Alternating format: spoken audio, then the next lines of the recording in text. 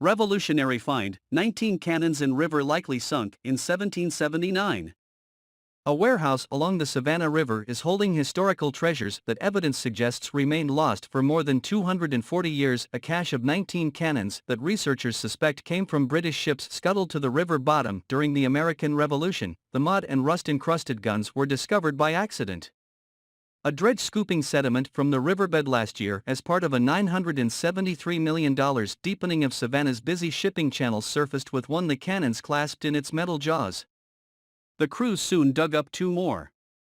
Archaeologists guessed they were possibly leftover relics from a sunken Confederate gunship excavated a few years earlier in the same area, said Andrea Farmer, an archaeologist for the Army Corps of Engineers.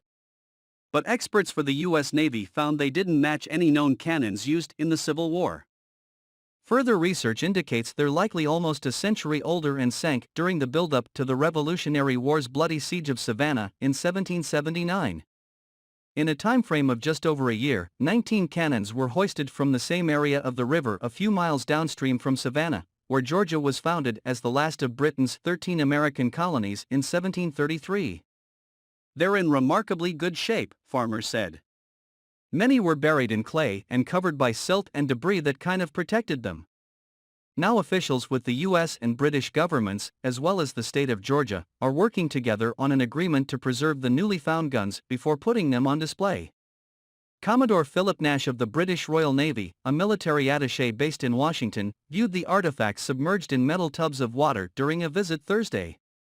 "Some of these pieces are in amazing condition and I'm sure could tell some stories," Nash said. The cannons are being kept in water to prevent further deterioration until experts can carefully clean them. Meanwhile, researchers are looking for more definitive proof linking the cannons to British ships from the American Revolution. Farmer said researchers are very confident of the connection. Savannah had been under British occupation for about a year by the fall of 1779, when colonists planned an attack to retake the city with help from French and Haitian allies. When French ships carrying troops were spotted off the Georgia coast, the British hurried to scuttle at least 6 ships in the Savannah River downstream from the city to block the French vessels. The land battle that followed was one of the bloodiest of the war.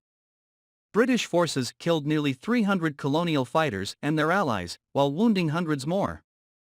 Farmer said researchers suspect the cannons found in the river came from the British ship HMS Savannah and possibly a second ship scuttled at the same time, the HMS Venus.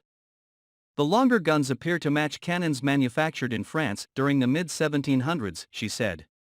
Researchers are looking for ship logs and manifests in hopes of confirming the armaments aboard those ships. It's also possible the cannons themselves and other artifacts found at the site, pieces of anchors and a portion of a ship's bell once cleaned, might bear markings or other clues to which ship they belong to.